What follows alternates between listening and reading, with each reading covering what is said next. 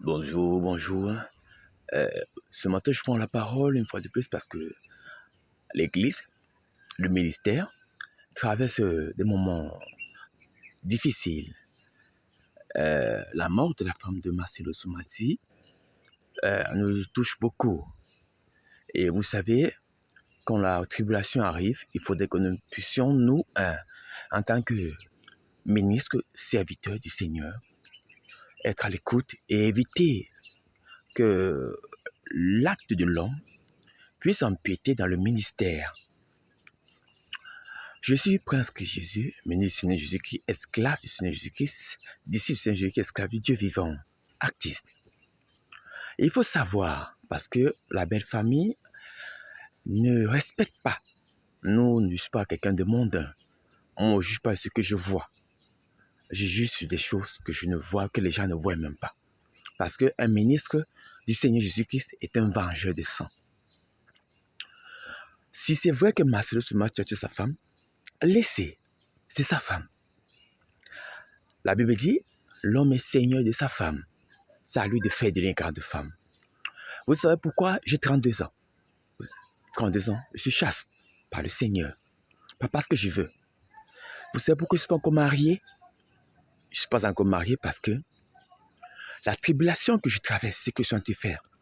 Le combat contre le Satan ne me permet pas de prendre une épouse sans l'approbation divine. Pour moi, parce que c'est cette femme qu'on veut utiliser pour me salir.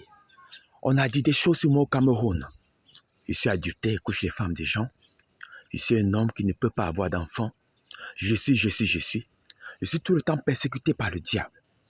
Dans les projets, dans le ministère, dans l'œuvre du Seigneur, même dans ma musique. Marcelo Soumati est un vrai homme du Seigneur. Laissez Dieu parler à son homme. S'il veut détruire sa progéniture qu'il a eu à cette femme, laissez-le. Mais laissez-moi vous dire, le sang, et quand on est sur l'autel du Seigneur, rempli d'autorité comme Marcelo Soumati en Jésus-Christ, on ne peut pas s'amuser. Non. Je ne suis pas sûr que la première est plus belle que la seconde, c'est qu'il a maintenant. Laissez-moi vous dire, est plus belle que la première. Et laissez-moi vous dire encore une chose.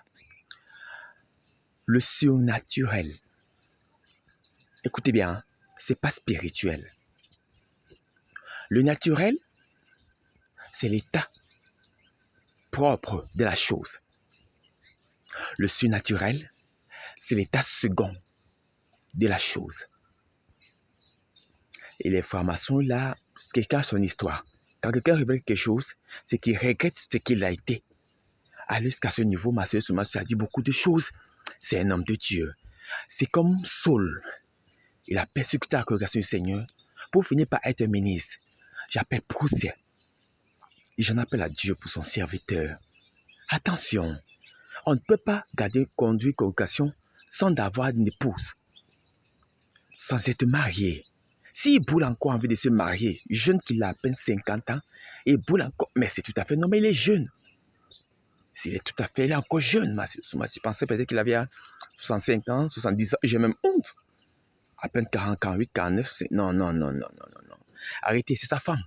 La belle famille doit un peu entrer, il a épousé sa femme, ça ne vous regarde pas. Ça regarde Dieu. Il s'est marié. S'il a tué même son sang, s'il a tué, celle qu'il a prise là maintenant, là, passera aussi la sorte. Ou s'il a tué, il mourra comme sa femme. Laissez, ça ne vous regarde pas. Ne cessez pas la congrégation, ce n'est pas nécessaire pour l'argent. L'argent, ce n'est pas le pouvoir. Laissez-le, tranquille, pour l'œuvre du Seigneur. On en a marre. Laissez-le. Dieu ne se cache pas. Et on ne se moque pas de Dieu. Arrêtez le sabotage sur Marcelo Soumati. Merci.